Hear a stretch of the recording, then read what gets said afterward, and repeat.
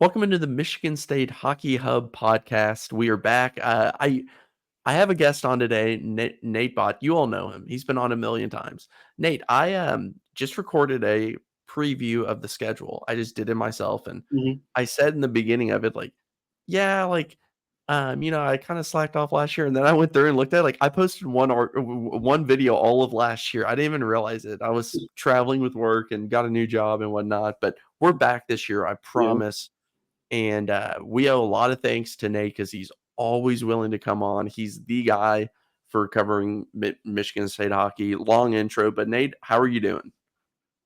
I'm doing great, Clay, man. It's always a pleasure to be on. And yeah, just super eager to get the season underway and should be a pretty good one. Yeah, it should be. And it's a lot of fun. I'm sure you covering the team, you've covered it during times where it's been awful. I mean, no need to paint it a different way. They were downright bad. And now you're covering, and I always felt like people who cover teams, like it's so much more interesting when you're covering the team and it starts to build and you get to write your stories in that manner and you get to know like there's momentum coming. So I know it's probably exciting time for you on a professional level to have a team headed in the right direction and already established at that direction.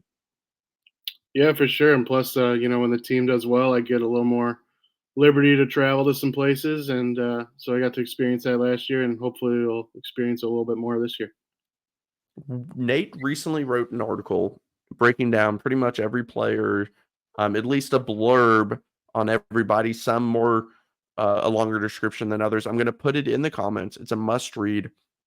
Quickly, you can get a little snippet of every player on the roster, the new guys. We're going to go into even more detail. I did not know that article was coming out on the day that we Sure, recorded, giving you a pretty much heads up. saying the same thing. I didn't I want people to still read the article. At least give them a click. At least just click the Yeah, button, right? there you go. All right, so we're going to jump right into it. We're going to bring up first the new players on the roster. Of course, players graduated, transferred, whatnot. There's new ones coming in. And I've just put these in jersey number on the roster pretty much. So that's how you're going to see it. Those of you who are on Spotify, we'll do our best to describe what we're seeing. As always, it's better to watch on YouTube to get the full picture. But here's the first group. Owen West, we'll start with him. 5'11 D man, 20 years old. I was in Des Moines last year, put up 7 goals, 12 assists, 19 total points. What can you tell us about Owen West and where do you think he could kind of factor in this particular year for the Spartans? Yeah, I think for West here, it's going to be just about developing and getting himself acclimated to practicing at Adam Nightingale's level, and I think maybe a handful of games here and there he may dress as a seventh D, be there in case a guy goes down with an injury or something. But I think this first year for him will be about development. I don't know how much real in game ice time he's going to see, but yeah, just a development year for him coming out of Des Moines. Yeah, we kind of saw that at times with some players last year. And Owen Baker not being on the team really helps me out now that I don't have to try to remember the Owens. I don't know why I have mental blocks with stuff like that where there's two players with the same first name. I struggle. So he'll come in. He'll serve as depth right away. Michigan State lost some players on the blue line with Lev Shanoff leaving for Chicago. I thought he was going to return. I really did. I don't want to get sidetracked down there, but he's gone. Several others, they're reloading to an extent, and they brought in some transfers that we're talking about as well. Speaking of transfers, this second player, Charlie Stramel, number 15, is a forward, former first round draft pick, has spent the past 2 seasons at Wisconsin. It's not gone well. First year, 5 goals, 7 assists, 12 points. Second year, 3 goals, 5 assists, 8 points. We know that there's a little bit of change with the new coaching staff there, and Wisconsin was kind of, how that works. Sometimes you go in a different direction. And Charlie was with Adam Nightingale before Adam Nightingale came to Michigan State. So there is a familiarity there. To me, I trust the coach. I mean, I don't care who he brings in. If he thinks it's the right player for their system or they can unlock something, full faith in Adam Nightingale, as we've seen with Isaac Howard. this is a pretty similar situation just on the surface to Howard, isn't it? Yeah, I think it's pretty much exactly. You look at Ike, his first year at Duluth did not go well. He comes back, reunites with Adam Nightingale, gets a little bit of his mojo back, especially offensively, and that's what Strammel's hoping for too. It's a little different given that he had two full seasons at Wisconsin, and the second one not going as well as even the first one, and the first one was kind of a rough ride too. So I think the staff was very clear with him, like this is probably your last chance here to really make a name for yourself, and I think that makes him, one of the most intriguing guys going into this season. It's he's banking on going back to Nightingale and hoping that he can tap into some of the success he had at the national team, and we'll see if that comes to fruition. I expect him to be an everyday lineup guy. I think he's going to center one of the four lines, and he's a big body in front. He's a junior, but he's still only 19 years old. There's a lot of potential there, and I think he's going to cause a lot of problems in front of the net. And MSU puts a lot of shots on goal, so those rebound attempts are going to be there for him. Yeah, and, there was an article, I think it was posted today or yesterday in College Hockey News about him and his transfer. I'll link that in the comments below as well. A line that stuck out there was they kinda asked, about the recruiting situation, and Adam Nightingale pretty much said, like, "I know you, you know me, like, do you wanna come here or not? It's that Mhm. simple." And he said, "Yeah, I'll do it." So, like you mentioned, a big body, and, hey, we'll take it. As we move on to our first, um pick, or excuse me, our second draft pick that's coming in. I'm gonna have Nate pronounce this name for us because it's not my cup of tea to pronounce names on the show. Vladislav Lukasevich. He comes in as a 21-year-old fourth round pick of Florida. Played one season in the USHL with Tri City. Had a lot of success there. Second team All USHL team. I think he was third among blue liners in total points. He's going to be asked to do a lot here. Right away. I think he's kind of in the mold of like a Levshunov. He's not obviously not as talented as Artie was, but he's a excellent puck mover. He's a long stride skater, has a lot of offensive capability. He's going to be asked to cover a lot of the production that the MSU is losing in their top D pair from last year. I think um, he's going to be asked to do a lot on both ends of the ice, and but he's an extremely talented kid, and excited to see him for the first time here this weekend.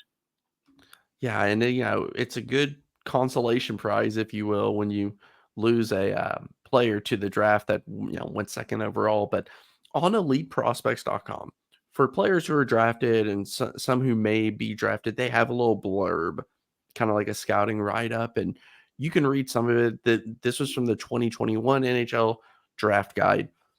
His puck moving is perhaps the best aspect of his game. He shows deception and unusual patience with the puck, a desire to beat forecheckers one on one and make plays through them, and the passing ability that supports these kinds of plays. So that's something that Michigan State needs on the blue line. And this was a great pickup in my mind. And I'm really excited to see what he looks like. And you said you think he'll be on the top line. Is that what you said? I don't know if he'll be the top D pairing, but just the way he plays and the way he transitions and moves the puck, he's just going to be asked to.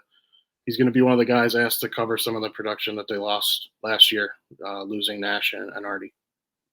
Okay, great. Yeah. So this next group that we have in here, three Spartans, three new Spartans here. Caden Nelson's a forward, 21-year-old, was in a kind of a lower level league, 23, 26, and 49 last year. Anything to say much on him, or kind of a depth player for at least year one here? Yeah, I think he's just a depth forward. Had pretty good success with Oklahoma in the NAHL, but don't see him seeing the ice too much this season. But yeah, a good depth forward to have. Yeah. Mikey D'Angelo's a forward that comes over. He was the captain of the Green Bay Gamblers last year, 23, 29 for 52 points. Lefty shot 5'11". What can you tell us about D'Angelo? Yeah, he's a really talented forward. I think Michigan State's hope is he's going to have kind of a similar impact as to what Gavin O'Connell was able to do last year. Obviously, I think OC maybe exceeded the expectations with 15 goals, second on the team there. But D'Angelo can score. As you mentioned, he was a captain of Green Bay, had a lot of success there. He's a good leader, but he's fast. I think he's going to be an everyday player. And if MSU can get even close to the production that they got from Gavin last year, I think they'll be really pleased with it. Yeah, and I went through and watched all of the goals last year that Michigan State scored. Gavin O'Connell just like kept coming up, and a lot of times it was just like right place, right time around the net, cleaning up goals and whatnot. But like that's not to discredit him. That's when it happens that often, there's a reason why it happens that often. You're in the right place at the right time for a reason. It's not just, oh, I just happened to be standing here and it hit me off the shin, whatever. And um, adding another player who could be some variation of that or some mold of that would be really important, especially with like, Davidson gone now. And like he was a player who could add some secondary scoring, and you're going to have to fill that void somewhere. So I think D'Angelo should be somewhere in there. And tell us about this last guy here. I know that you the one that broke the news about his commitment? I believe so. Yeah. Man, Shane Van Saji. He comes from the national team development program. Another big body. 6'2". He's going to be another one of those guys who's going to have a presence in front of the net. And I think it also speaks to what the staff really thinks of him. I know you look at the stats, 12 and 11 for 23 points in 59 games, but really the second half of the USHL season, he really came on, and MSU had 3 players committed from that national team, and he's the one that they decided to bring in for this season, while the other 2 going to play another year in the USHL. So I think he had a really good second half to his USHL season, and I expect him to be a regular. And yeah, big body. Maybe not as much scoring, but he's definitely going to have an impact on the ice. yeah, and he's really young, 17 years old, and number 41 overall draft prospect. I don't remember. I saw that on Elite Prospects. I don't remember the exact source of that list, but yeah, regardless, a top 50 guy by somebody accredited out there. And that just goes to show you the type of upside. We may not see it this year. We may not, but as he continues to grow and morph kind of into that body and find his niche of what style Adam Nightingale wants him to play at this particular level with this group of guys, next year's group of guys and whatnot, you could see him develop into a really good player. Moving on, we got 3 more here, and I'll let you take it away on these 3, and I'll see if I can add anything at all to it. Sure. Well, first I'll just touch on Dolan Gilbert. Michigan State brought him in last season as an emergency goalie at the Great Lakes Invitational. This year he's just kind of filling that third goalie role. He's not going to see the ice unless maybe Michigan State's up 8-0 in a game or maybe an exhibition, but he'll just serve as that third goalie. Nathan Mackey, I think, is an interesting prospect. In Salmon Arm in the BCHL, I think has their most playoff points ever at Salmon Arm. He's one of the best statistical players to ever play at Salmon Arm. So he's got his work cut out for him, but I could see him, down the line, through maybe the first month or so of the season, work his way to the point where the staff has to give him an opportunity. I think he's a good forward. And then you look at Nick Andrews. I think this was probably the biggest need that Michigan State addressed out of the transfer portal, getting a really solid defensive defenseman. I think he's going to be skating along with Lukasevich as a pair, which you kind of look at last year with Artie skating with Nash, was a senior. I think you're going to have some of that similarity there where Andrews will maybe be able to cover some mistakes that Lukasevich makes. But Andrews also, he had 14 assists last year at Colorado College. He's played in almost 130 collegiate games, so he definitely has a ton of experience. Played in a really good league in the NCHC. I think he was a big time ad for Michigan State to address the blue line. Yeah, and I loved the ad when I saw it. I didn't even know who he was. I just looked and saw the amount of experience and saw that he was logging some good minutes, and it just immediately brought my mind back to Michael Underwood, who, by the way, was just signed this week in the ECHL. So congrats to former guest on the show, Michael Underwood. Um, when they brought him in, it was kind of a, "Hey, come in here and just kinda help be the glue guy. Help make sure this person you're paired with, the younger player, like, be this force of not necessarily like an outward leader." Like, I don't know if Andrews will be that, but, I know Underwood was to an extent, right? But Mhm. come in here and provide some stability, bring a ton of experience. I'm just always for adding that much experience, 129 games of collegiate experience, and even if it just rubs off on players in the locker room. And I know it sounds cliche. We hear it all the time in sports when you talk to young players. They like having an older player, an experienced player, help them do this, understand that, correct them on the bench, and it's in some ways, and you know, it may be going a little too far here, almost like having another coach in a way when you can describe on the ice what just happened on that shift and what you would have done differently or how we need to attack this angle. And I think that type of stuff has a huge value, especially at the collegiate level when you have players coming in and the game is so much faster, so much bigger, and just more difficult than what it is in juniors. Yeah, absolutely. He'll be a leader for them for sure. You know, just given the amount of experience, and he's a Michigan kid too. He gets to play his last college season with a hometown team. So yeah, I Yeah. think he's going to be a much needed add. The returning forwards from last year, and all that's on the screen here, um, it's a lot of scoring. They lost some, of course, like I said. You don't have that one player here that's like, "Oh my gosh, that guy is the lethal threat to score at any moment, anywhere on the ice." I don't think that they have that, like some colleges do. I'm not saying that they don't have scores. You know, we'll work through this list quickly. We want to keep this under 30 minutes, and a lot of people know these players, so we don't want to bore you all. But we'll talk about a few of these people. One that I know you wrote about at the top of your article, which I took notice. And if there was some way that you outline those players, let me know. I kind of figured Carson Dorward started at the top of that article. I'll put him here for us to talk about. Junior, 15 goals, 19 assists, 34 points last year. What did you think of Carson Dorward, and what do you think his impact will be, either the same or improved on this season? Yeah, I think he just took a really big jump, you know, in his sophomore season. Obviously, 15 goals, and he's asked to do a lot too. You know, he's one of the top penalty killing units with Russell. You know, he centers that top line. He's on the power play. Yeah, he's an impressive kid, and you just think of his journey being from pretty much guaranteeing like going back to Sioux Falls, playing another year in USHL. All of a sudden, a random call from Adam Nightingale, and it's like, hey, do you want to come visit? We kind of need a center.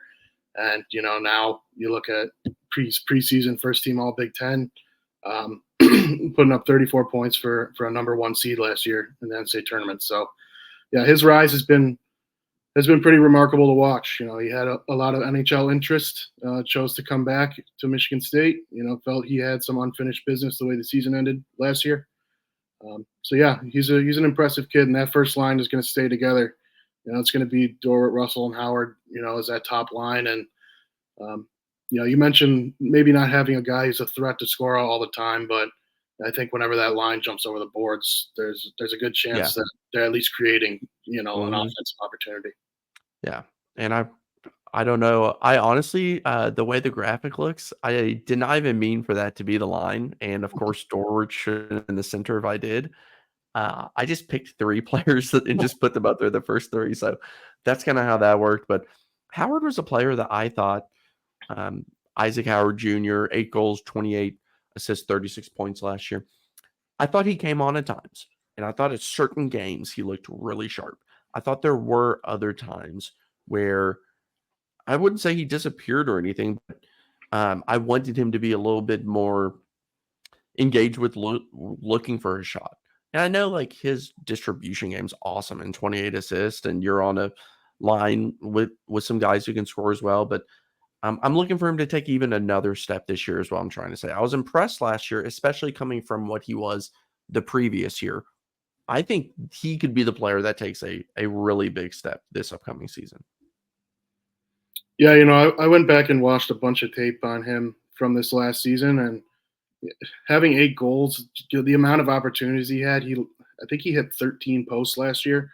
So you take 13? that and just looking at some of the opportunities he had, he got robbed of a few goals by some outstanding goaltending and maybe some, guys flying in blocking shots. It felt like he maybe deserved more than 8 goals last year, but he's yeah, he's probably the highest skilled offensive player that Michigan State has. His one timer is otherworldly. He's going to be that first power play unit. That's where they're looking for Dorwart to shoot from the slot, or they're looking to cycle it to get a slap shot on a Yeah. Howard's one timer. Those are the two options on that first unit, and yeah, I think he's going to put more pucks in the back of the net this year, but as you said, his distribution game took a really big step from what you saw at Duluth. And yeah, he's a first round pick for a reason, one of the highest scoring players ever at the national team development program. Yeah, he's just a really talented forward. Yeah, another player that we saw on the power play perform was Joey Larson, a junior, 16 goals, 16 assists, 32 points last year. I thought, and I'm going off of memory here, so correct me if I'm wrong, but didn't he have like a lot of goals kind of earlier in the year and lesser in the second part of the year? Is that right? Am I remembering that correctly? Yeah, so he ended up finishing as Michigan State's leading goal scorer with 16. I think he had by the time the GLI finished, I think he had 13 goals. Yeah. So, and he scored one of the goals in the NCAA tournament, lost to Michigan. So, only 2 goals really from the GLI to that game. Um, but he's a guy he's going to be a focal point on one of the power play units too. He's got a really good one timer. We saw that early on in the year. That line is going to stay together too. It's going to be O'Connell, Savage, and Larson. They're just kind of going to move up from that third line and jump up to where the all senior line from last year was. So they'll be the second line, and they'll be that was a line of all three newcomers, a year ago, and now, you have Red, who's the captain of the team, looking to take have a really good last collegiate year. I think O'Connell is a stud in the making, so that line's going to be providing a lot of offense for Michigan State this year again. Okay. So the first line with Russell, Howard, and Dort. The second line is who again? It's going to be Savage, Larson, O'Connell, and then Okay. from what I've seen and heard, it's going to be Shouty, Vanisto, and Kelly as that fourth line again. So that third line for MSU is going to be some sort of combination, I think, of Stramel. I think to start out, it'll be probably Stramel, D'Angelo, and Van Saji. But, Griffin Jarecki, saw some time last year. I could see him maybe working his way in. Nathan Mackey, who we talked about earlier. Those guys are going to be fighting for those spots too. And then still unclear on maybe if Nightingale most of last year dressed as seventh defenseman, but you never know. Early on, he might trust his 60 and maybe slot an extra forward in there. Moving on to the defensemen, we know most of these guys.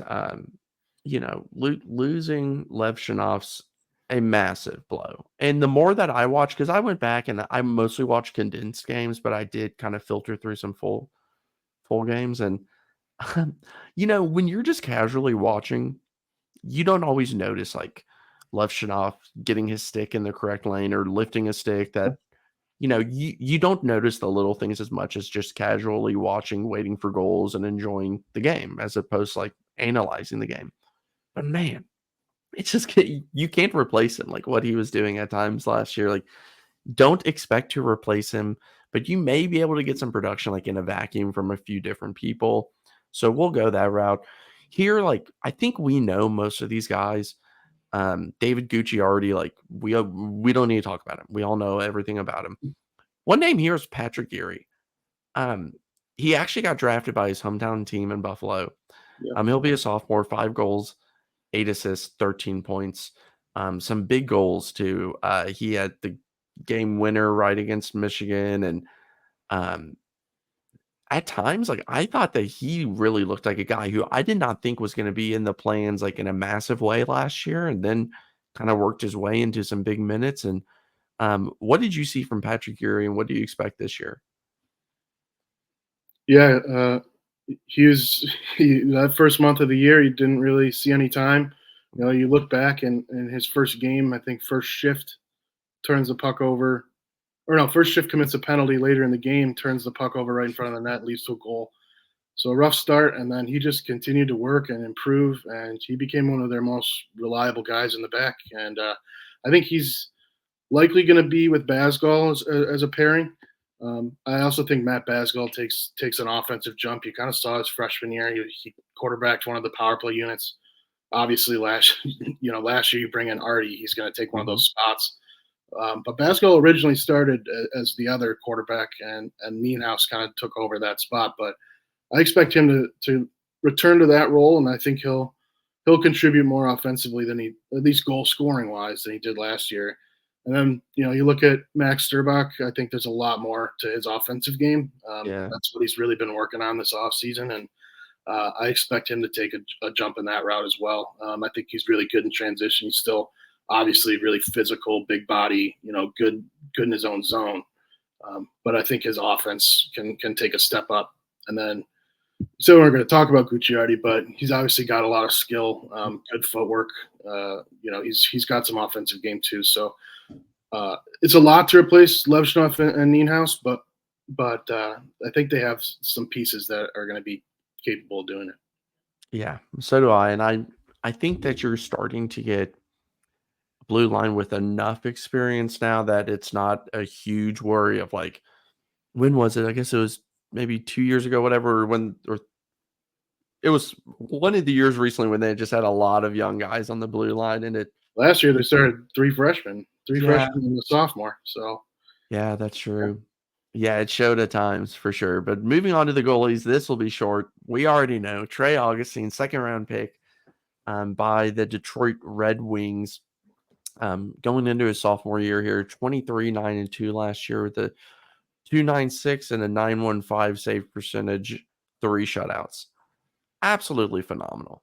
I mean, I just thought that was everything and more you could ask for out of a freshman goaltender. And I'm really excited to see what type of jump he takes this year, to see how his development looks.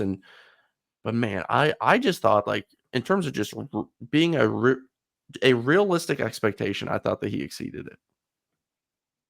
yeah, he was phenomenal last year, and nothing. He's completely unwavered regardless of situation, and I don't expect that to change. He's a unanimous first team All Big Ten selection preseason. Arguably the best goalie in the entire country. Uh, he's a stud, and you look at the Big Ten as a whole. Only him or Michigan State and Ohio State are the only two teams who returned their starting goaltender from last year, and even Ohio State's was kind of a split 50-50. So it's gonna be his net, and he's gonna be Michigan State's most important player, throughout the entire season. And then for Luca, when Trey goes over to Worlds, during the GLI, he's just gonna be asked to go out there and perform and win a couple games, in Grand Rapids. Yeah, absolutely. And I thought that, I watched a little bit of him back a couple weeks ago, and I was kind of putting together these player profiles I've been tweeting out, and he made some nice stops, and Yeah. I kind of forgot. Not I didn't forget, but I had to remind myself, like, this kid's a freshman too. Hmm. Like, he's still a newcomer as well, and he has growing to do. And I thought that he held his own and played pretty well. Like, it's promising. It wasn't a situation where I thought if Trey goes down, like, it's absolutely end of the world or anything. Like, I think that they have a good goalie situation, at least for this year. We'll see. It's kind of year to year with someone like Augustine, who's a high draft pick, and when he may or may not go pro. So um, overall, I think that the roster is, in a good spot. Obviously, a preseason number 4. And any final thoughts on the roster before we go here? And then we'll do an episode after this with predictions for those of you who want to check that out as well. Yeah, just looking at the overall roster, it's not exactly like last year where there's 15 new faces, 10 freshmen, a lot of people getting acclimated this year. only six freshmen, 9 new faces, a lot of guys who come back, who experience a lot of success. I do think they're going to score a little bit less than they did last year. It is going to be tough, replacing that senior line with Davidson, Nico, and Reed Lebser. But I also think having Augustine, just another year of improvement, I think he's going to be a little bit better than he was last year, which is saying something. So, yeah, should be a fun year. Awesome. Well, I appreciate you coming on, and it's always fun to break down the roster. I don't know why it's especially in a college hockey where, like, in football you get like the huddle videos of like every high school prospect and you can kind of get a vibe. I kind of like the unknown of scattering around and trying to find on YouTube or something Yeah. some of these videos. And it's always funny because no matter who it is, you'll find a video from like 2016 when they were like 8 years old and their dad posted it on YouTube or something like Yeah. that. But Yeah. it's always fun, man. Well, I know that we're all excited. I'm sure we'll have you on again. Thank you everyone for listening, and please check out the predictions podcast, which will also be listed here shortly. Go green.